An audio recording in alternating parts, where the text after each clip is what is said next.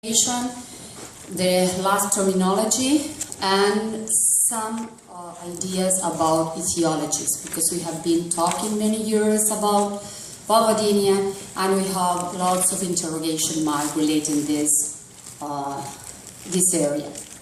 So first of all, when we talk about Vulvodynia, we're talking about a chronic vulvar pain or discomfort for which no obvious etiology can be found.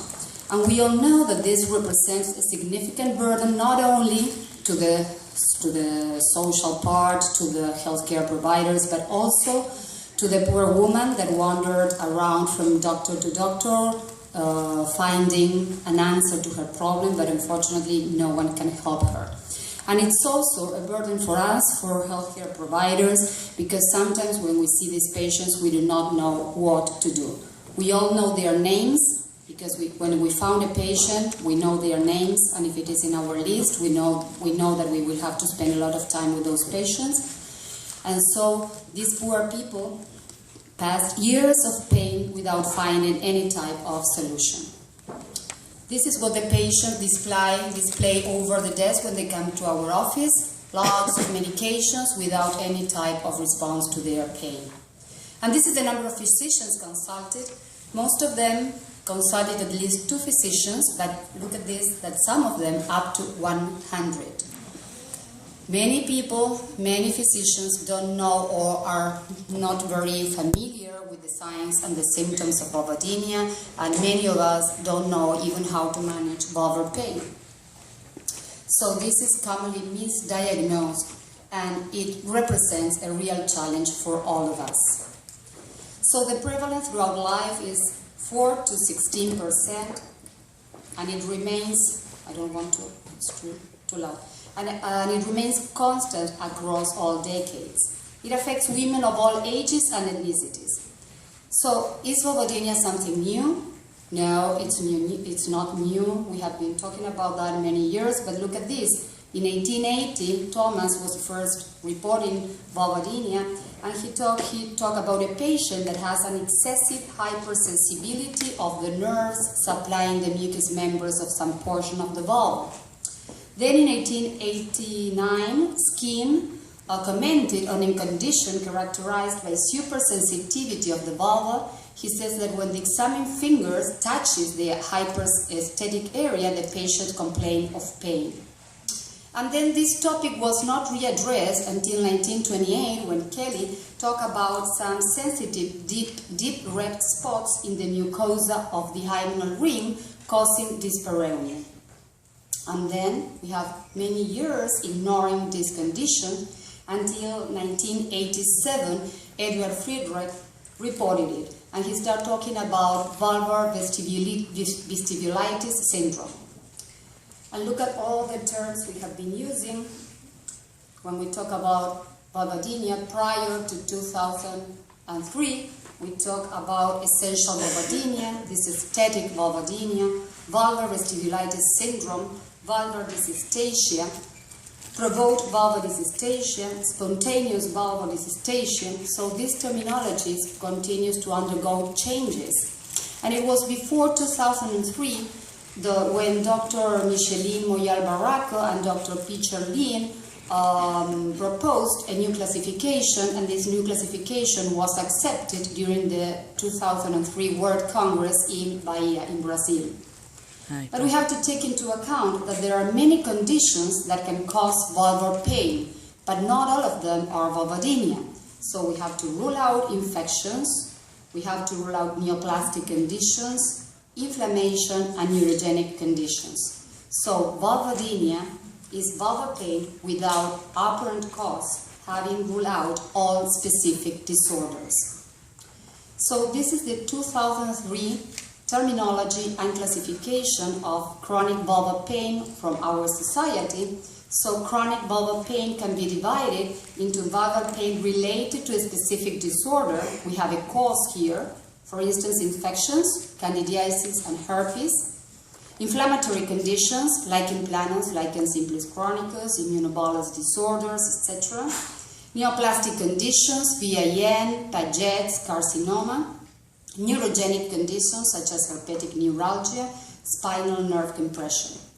And then when we rule out all those disorders, we can talk about vulvodynia. So vulvodynia can also be divided into generalized and localized, depending on the area of it being affected by pain, and both of them divided into provoked, that it may be provoked by sexual, non-sexual, or both, unprovoked, and mixed types. I'm going to show you, this is the last classification that was approved during this Congress, this World Congress, some days before. Dr. Jacob Bornstein presented it during the World Congress. You can see there are some modifications. First, because we are talking practically the same, talking about vulvar pain caused by specific disorder, but here we include the trauma, iatrogenic, and hormonal deficiencies. And within the vulvodynia group, we consider vulvar pain of at least 3 months, we included that in the classification, without clearly identifiable causes, which may have potential associated factors. And these potential associated factors are included in an appendix I'm going to show you now. And so here we include descriptors, localized and generalized as we have before, provoked and spontaneous. We take into account also the onset, if it is primary or secondary, and also the temporal pattern, intermittent, persistent, constant, etc. And this is the appendix I told you before, where we included here all the potential associated factors with vulvodynia. So this is the last classification that was approved by our committee here and was approved by all the membership during this World Congress. So when we talk about localized vulvodynia, we're talking about pain in a certain part of the vulva. So it may be in the vestibule, this is very frequent.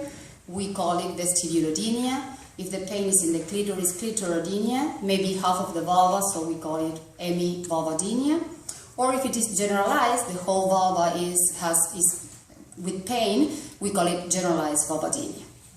So, but when we talk about the etiologies, here we put a big interrogation mark, because we don't know yet which is the exact cause of, if there are several causes. So we believe that vulvodynia, the etiology of vulvodynia is multifactorial.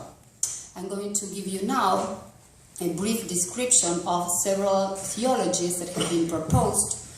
None of them are absolutely the cause of the vulvodynia, but I'm going to show you the most important ones. Within the etiologies, the first one talks about an embryologic development. The tissue of the urogenital sinus and the lower genital tract have a common embryologic origin and therefore predisposed to similar pathologies. Many people have also associated diseases such as irritable bowel syndrome, interstitial cystitis, or fibromyalgia. There's another cause, infections. Infections are thought, especially candidiasis, are thought to be related with vulvodynia, but several studies find very little association, and it's very difficult to assess that patients with candidiasis are going to develop vulvodynia. Most of the studies found little association between candidiasis infection and vulvar vestibular pain. The same happens with HPV infections. Other of the causes proposed are the diet, oxalate consumption. Is it okay? Consumption? Consumption? Do you understand? Well, it is believed that people eating lots of oxalates are more prone to develop vulvodynia. But this has not been demonstrated. So up to now, there is no justification to propose these people a low oxalate diet, because it's not confirmed. Another theory was inflammation, but most studies show there is no association between excised tissue and inflammation. That's why you have seen that the term itis has been eliminated from the ISSVD terminology. We do not talk about vestibulitis, we talk about vestibulodynia, because the inflammatory process is not presented. The inflammatory cell density is the same in patients with vulvodynia and patients without vulvodynia. The same happens with the density of the mast cells in this tissue, because they cannot be used to say if a patient has or don't have vulvodynia. They are practically the same. Other theory is talking about genetics. Many of these people may have a genetic predisposition. Most of them have an alteration in one of the genes that codes for pain. The genes coding for the interleukin-1 receptor antagonist. And many people who has vulvodynia, 30% of the people with vulvodynia referred that they have a family with vulvar pain, with dyspareunia, or with tampon intolerance. And this genetic predisposition makes them an exaggerated response to inflammation due to the less ability to downregulate it. And another theory talks about the neuropathways. Several nerve factors and thermo and nociceptors have been studied. We all know that there is an increased number of fibers in this group of people, and we are going to see it better here. The neuroimmunological theory. We all know that we have certain triggers or inciting factors such as infections, irritants, medications, and ablative treatments. Some of them can cause a local injury. With a local injury, we are going to have an increase in pro-inflammatory cytokines, increase in nerve factors, and this may lead to a proliferation of nerve fibers. We are going to have neural hyperplasia and also an increase in intraepithelial nerve endings. And if also we have a genetic susceptibility, this patient will develop pain. So this is the neuroimmunological theory. We have a trigger, a local injury, a grown of the nerve fibers, and if the patient has a susceptibility, a genetic susceptibility, she will have pain. So the current hypothesis talk about peripheral sensitization. So you mean that if you have pain, you have a local injury. You have this proliferation of nerve fibers, and then you are going to have a central sensitization, a central processing. This central processing prolongs the symptoms long after the original tissue injury.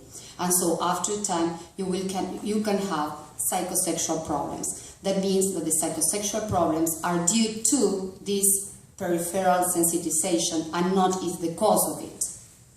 But we have another hypothesis, that the central sensitization precedes the peripheral one.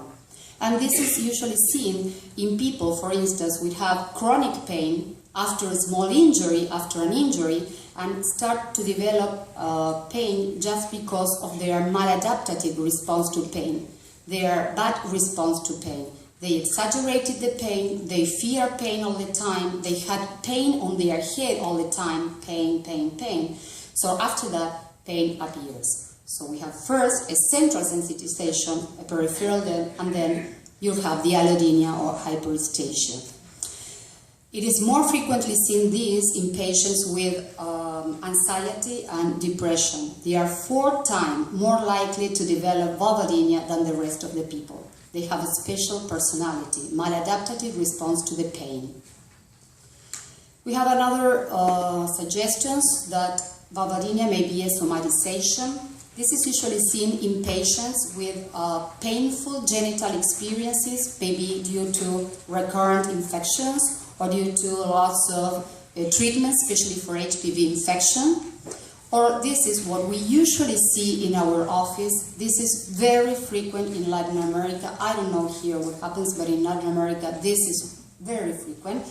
Partner relationship issues with no sexual desire and impossibility of fixing the problem with the partner. So sometimes saying that they have pain instead of talking with the partner is better, and it makes the perfect excuse so as not to face the problem. So we have to see what comes first, if the egg or the chicken. So to say that a patient has a real vulvodynia, she has to have an organic disease, a neuropathic process, and then develop psychosexual problems. But this is what happened during the interview. We talk about that when we talk about low desire, that the patient is waiting for us doctors to ask her about her sexual problems, and the doctor seems that if the patient didn't ask, it's because she's okay with her sexual life. But that this is not like that, because patient did not express her sexual problems within the interview. And we have to talk about that. This is the only thing that the patient is going to show in the interview, what she's going to talk about, but we have to look beyond what the patient says during the interview. That's why the consultations, the interview is very, very long so as to assess all those items. Why? Because psychosexual problems are very, very frequent. If you start talking about that, you have to stay a long time with the patient. And the causes of these problems, as we talked before, are multifactorial. You can have demographic factors, lack of information regarding women's sexuality, stress, work and economic problems, relationship dysfunctions, menopause and body image, partner sexual dysfunction. So, we all know, and this happens a lot in Latin American countries, that we have some cultures and the society that makes us feel that we have to be in the house all the time. Women have to be waiting for the children and all that. Like happens here, the role models, the perfect woman in charge of the house, is waiting for the husband when they come home. Or this one that I showed you before, the evolution of man and woman. So this is what happened. Woman waiting for the husband and having sex only to satisfy their partners. So imagine if this happens several years, they get tired of satisfying their partners, they cannot get rid of that situation, they cannot talk with their partners about this because they fear that they will be alone, they cannot separate from them because they don't have any economic possibilities to be alone with all the kids, and so being afraid of that situation, sometimes saying that they have pain is better than facing these problems. Lack of information regarding women's sexuality. There is a false notion that of equivalency, of sex equivalency between men and women, and we are not like that. We saw this photograph, the erogenous zones in the woman and the man. Here, it disappeared. Distributed all around the body and fixed in the genital area for the man. And if this is like that, and the relationship is only related to vaginal penetration, most women will not have desire. If they don't have desire and they cannot talk with their partners, vulvodynia may be the perfect excuse.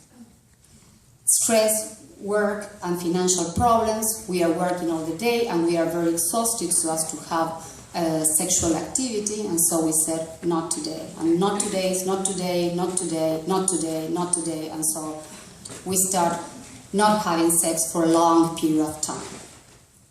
Relationship problems. I'm guessing you're not in the mood, and you can see an electric fence and a trap, just in case you want to jump the electric fence. So if we have problems with our partner during the whole day, we have to talk. That's why communication is very important, because if not, nothing will be solved at the moment we want to have sex.